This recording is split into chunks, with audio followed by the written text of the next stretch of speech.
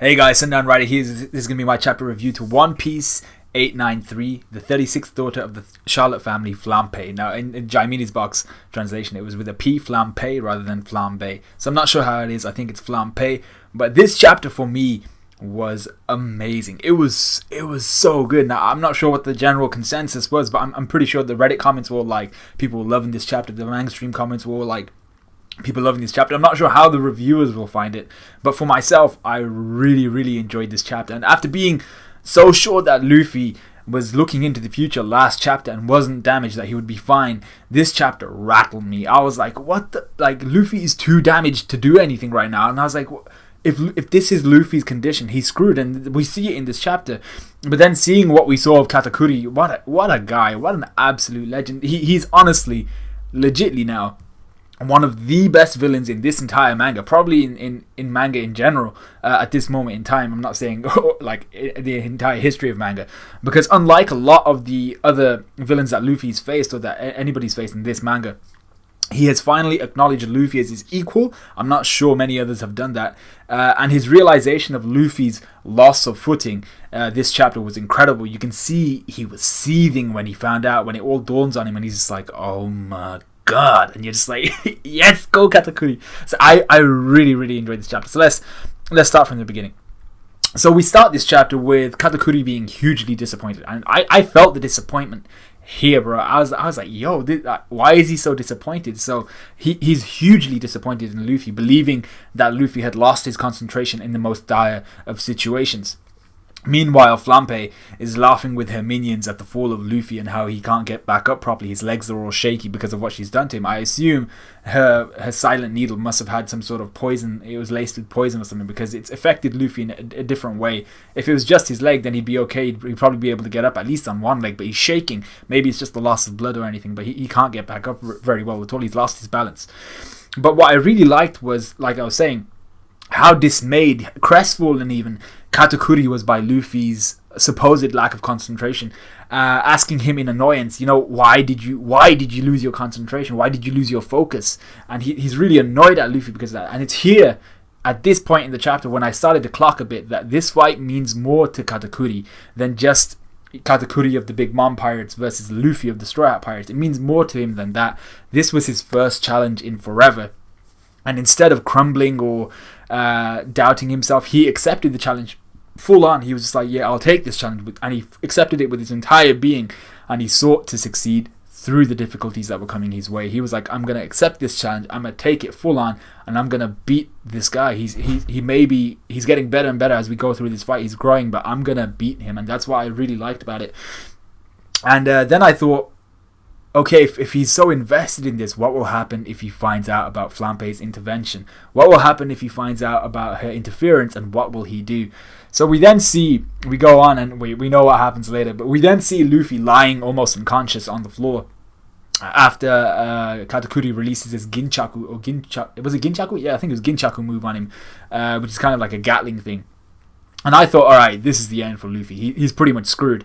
And then there's like this small cut scene, because the small cut in the scene, because Katakuri just stood there and he's like, I almost acknowledged, I was just this close to acknowledging you, and now you've disappointed me. And you can see that he's still annoyed, like, why did it turn out like that? Why did he lose concentration? So then Luffy gets up, and we see Flampe try to pop him with another of her blowgun needles. And this is why Luffy never had a bolt sticking out of his leg. She's using this very thin, low profile blowgun needle. And it's essentially a very needle-like projectile. So it went straight through his leg and it popped out the other side. And it buried itself in the ground. You see that last chapter. So Luffy... She pops another one at Luffy, but Luffy unconsciously dodges, revisiting lessons in his head from Rayleigh. So Flampe and company are laughing at Luffy's misfortune, and he's basically unconscious at this point. He just kind of flops. And then, like, as he hits the ground, he just regains consciousness. Like, whoa, what the hell just happened there? So Flampe and company are laughing at Luffy's misfortune, and they're heard by Katakuri. Now this is where the kind of Katakuri's annoyance comes to the fore, and you're just like, oh shit, it's gonna go down. And then you see it all dawn on him, and he's like, I loved this part of the chapter. It all dawns on Katakuri, like, Ah, shit, Flampe's here. Oh my god, Luffy's lost of footing. Oh my god. And then Katakuri's in a monologue, walking slowly over towards Flampe. He's like seething. If you could see emotions, like if like a tangible version of an emotion, it'd be flying off of him. He'd be a volcano at this point. And his anger at having struck Luffy, not because of his own skill, but because of his sister's interference, and how it allowed him to strike a fatal blow. You can see how he's so angry and so angered by this. So she continues to laugh at Luffy, and she's like getting ready to hug Katakuri, thinking that he's proud of her. And then Katakuri shows that he's had enough. He freaking stabs himself through the gut, an identical wound to the one he's just struck Luffy with. And this, to him, is evening up the score with Luffy. But no, there's more. They're not just... Luffy's not just injured, he's being laughed at. They're cussing him down and everything. So Katakuri's like, you know what, I'm going to even this up. This is going to be 100% even. So he takes off his scarf and shows Flambe and her company his face for the first time. He's never shown anyone his face. No one's ever seen his face before. No one's ever seen his true self before.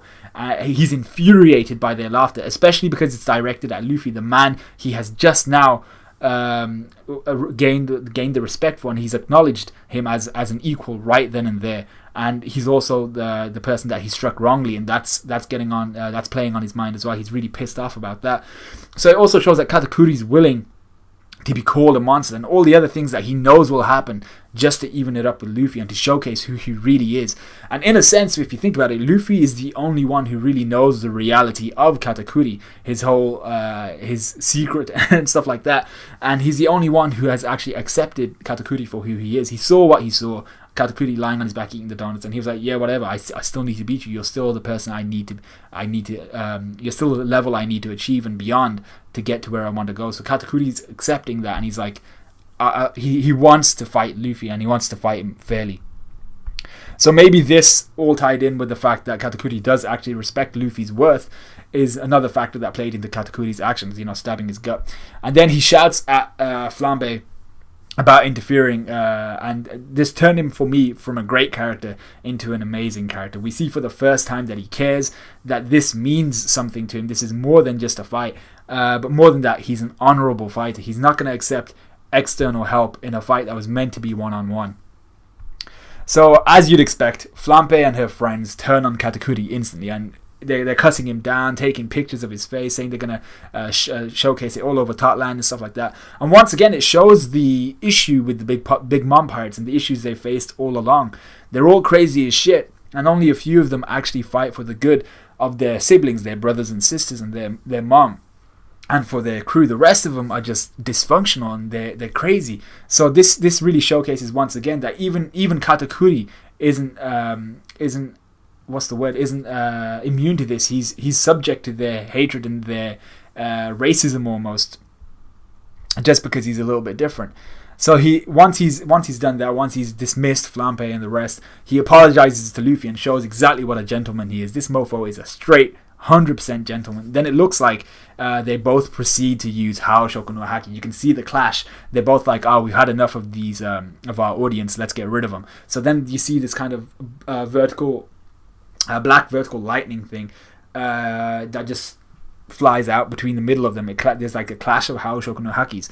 Now, firstly, I'll talk about the Haoshoku no Haki, but Luffy saying that there's no such thing as playing dirty between pirates was a nice throwback to Shanks' crew and the bandits, when Lucky Roo shoots that bandit in the head, and Ben Beckman, them like, hey, what do you think we are, Saints? And I was like, okay, that's pretty cool.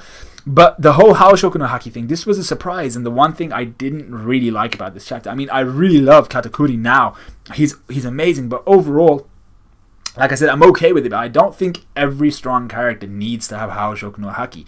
Luffy could have just as well knocked out everyone, Flampe and her minions, because they were annoying, and Katakuri would have been fine either way, because Luffy is not at a level where his will dominate Katakuri's. Katakuri's too strong for that. So I didn't think Katakuri needed Haoshoku no Haki, but it does come back to that Don Chinjao comment of you're going to meet a lot more people with Haoshoku no Haki, but it's just a bit too common, we're seeing bare mans with it. So I'm just like, the Haoshoku no Haki hype needs to calm down a bit.